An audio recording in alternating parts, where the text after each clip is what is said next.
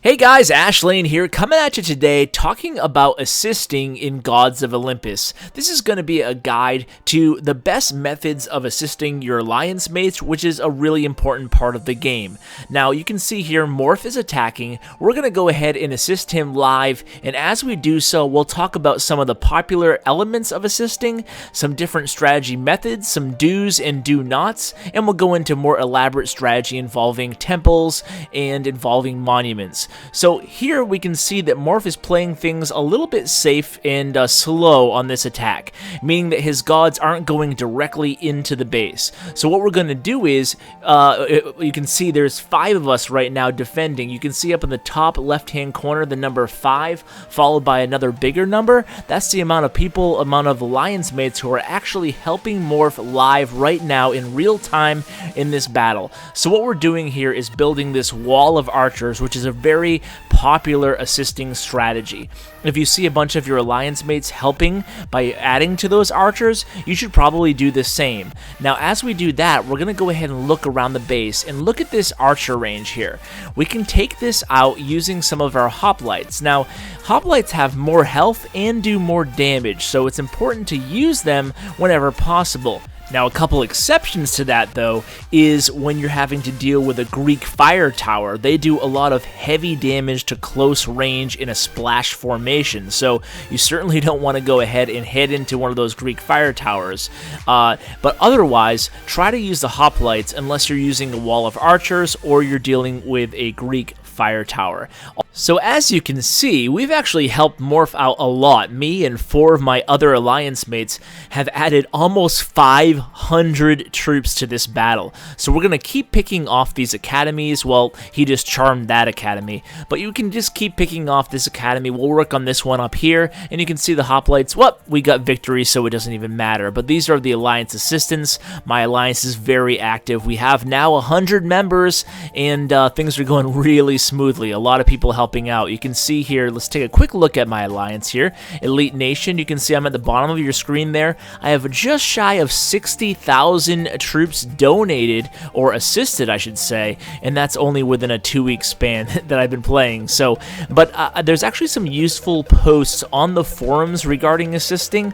I'm going to go ahead and link those in the description below, and you can read up on there as well. So let's assist again here, and you can say this time, instead of focusing on the wall of archers, we're going to go ahead and try to pick off the outlying academies and archer ranges. Now, if you're just starting out and you're brand new, or you're helping somebody, assisting somebody who's brand new, there's a Greek fire tower, by the way. Avoid that with your hoplites, okay?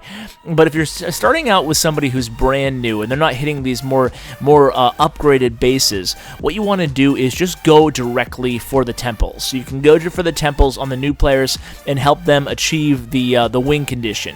But if you get a little bit more, higher level, then that's where you want to start being a little bit more intricate with your strategy. Now, there's something we haven't discussed yet. Right now, we're just taking it where we've only discussed 2 ways to assist. We've talked about the wall of archers, and we've also talked about the taking out the academies and the archer ranges, which helps a lot overall around the edges. But there's also another thing we want to discuss, another method of assisting. But before we get to that, we should mention, how do you come up with the strength and hit points of your assisting troops? Well, it actually depends on the attacker or the defender, depending on if you're assisting somebody on a defense or an offense. By the way, big mistake there. We'll get to the whole monument thing in a second there, but somebody assisted right into a monument and immediately their troops were totally fried. So we'll get into what each monument is and why to avoid them and when not to avoid them in just a second. But back to the troop strength, right? So it actually is dictated by the attacker's gods. The amount of gods that they have dictates what the strength of the supporting troops are. Also, the average level of the gods. So as they upgrade your gods, even if you're being assisted by someone who's just brand new to the game, their assisting troops are automatically going to get bumped up to the attacker's level. And on defense, it has to do with the level and amount of temples the defender has. Your defending troops will get bumped up to that level, or bumped down if that's the case as well. So it's important to note that it goes both ways. So on this assisting, I told you there was another method, a third method of assisting properly. Now let's pretend that Artemis and Aphrodite are in trouble here. Maybe some defending troops are coming out of the academies and the archer ranges, or maybe they have some defending troops helping them on defense. You can see right now there are no defending assisting troops, but let's pretend there were. You can place your troops just like I did there, the hoplites right on Artemis, and that's going to distract the defending troops and help keep her alive. So oftentimes at the end of a battle, the battle kind of degrades into a circumstance where you're just kind of kiting the enemy troops around the edges of the base using Artemis. So it's smart for the assistant to keep his eye on the battlefield and realize, hey, I have to stop dropping troops on this academy or whatever you're up to with your assistants and change directives to protecting Artemis and the ranged troops. That's often what happens towards the end of a battle, and sometimes people even start out that way. So you have to identify what the attacker's goals are. Here we're going to try to do some damage right to this temple here, but oh, I made a mistake. Look at what I did. I dropped it right there next to a monument, and my troops zapped. So that is a do not. That's something you don't want to do. Now it brings me to the golden rule of assisting in my mind, and that is, unless the attacker lets you know beforehand, maybe in chat, you want to make sure you do not drop your troops before they drop their gods. You want to let the attacker choose where and when to attack, and then you can decide how to assist. Look at this base, by the way, guys. I just wanted to share that with you. I think he's the highest level in the game. It is absolutely insane. I'm going to go to someone a little bit less high in level, and we're going to go ahead and identify their monuments and discuss what each of them do. That way you can know whether or not to avoid them with your assisting troops. It's very important to know what each monument does. So the let's go ahead and let's see if he has them all here. Does he have them all? It doesn't look like, it looks like he's missing one. Is he missing, let's see, Aphrodite, he has Apollo, he has Athena. What else is he missing? He has Ares. Let's check his cloud. Oh, there it is. Okay, so he has the monument of Artemis he hasn't discovered yet. You have to discover the monuments, but they each have their own abilities. So the Artemis regularly fires multiple arrows. You have the monument of Zeus, which regularly unleashes a blast of lightning, which jumps to multiple enemy units. You have the monument of Aphrodite with a heart. That charms enemy units, so you definitely don't want to put troops next to the Aphrodite monument unless it's in its cooldown period. They all have cooldown periods, so it's important to note that as well. Sometimes you can place troops next to a monument, and if you take advantage of the timing there, you can distract it from the gods and use your assisting troops as sacrificial lambs. But that's more in-depth strategy. You have to really be familiar and keep your eye on the cooldown time.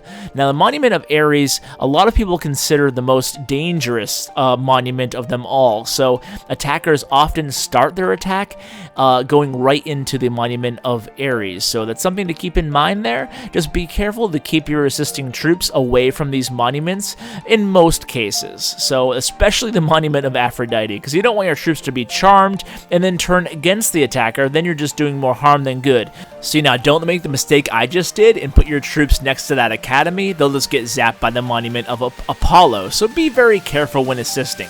Sometimes you can do more harm than good if you're not a savvy assister. So it's also important to know what each temple does. Some temples have all kinds of different powers defensively, so you should go ahead and read through all the temples. A good way to do this and familiarize yourself with the different temples' ability and different monuments' ability, because it can be kind of confusing to the beginner, is to go ahead and check out the Gods of Olympus wiki page. I'll go ahead and link that below as well, because there's just a lot of valuable information there, from everything to assisting, to temple skills, to god skills, to the upgrade trees for the gods, just a wealth of information. So be sure to check that out as well. So let's go ahead and go to back to my village, and we'll discuss defense a little bit. So no one's going on defense right now, so let's go ahead and go to my defensive log, and we'll go ahead and watch and see if any of my alliance mates supported me recently, and we can discuss their strategy. You can see see I had a pretty rough stretch here, but then some good stretches too, so we're still working on our defense. My next guide will be either covering defense or covering offense, but it will be pretty soon, so stay tuned for that. Let's watch this defense. You can see I did get a lot of help. I believe I had 5 people assisting me. Now, defense is pretty easy. There's a couple general rules, and they are as follows. When you're dealing with melee troops, like you are here with Athena, you want to go ahead and just drop hoplites. They do a lot of damage, like we discussed, and they also have a lot of health, and they distract the melee gods. When you're dealing with the ranged units, it's often better to use your archers. So pretty easy to remember, right? You're going to use your archers against ranged units, Aphrodite, Artemis, and you're going to use against the melee units, you're going to use your hoplites. So most of the time, you'll just be spamming hoplites in the center of the base, and then you can see here, this is exactly what I was talking about. The attacker only has 2 supporters. I have 4 people assisting me on defense here, and look at my defenders. This is an important key. When you're deploying your archers, you're usually going to want to do so along the outside edges of the map, and you want to do so a little distance ahead of where Artemis is heading. You can see this is a perfect example of such a tactic. So defensively, you're going to try to corner Artemis with your troops from the outside, and it works perfectly here. Avoid her using the long shot, sniping down your temples, and hopefully you'll score a defensive win like this. So really quickly here, what arrow gets her? Right there. So you can see those outside archers really helped out a lot. So guys, I hope you enjoyed this assisting strategy guide. I had a lot of fun bringing it to you. If you'd like to see some other strategy content, go ahead and comment below. I'd be happy to bring it to you next time. Thanks for watching, and as always, take care, guys.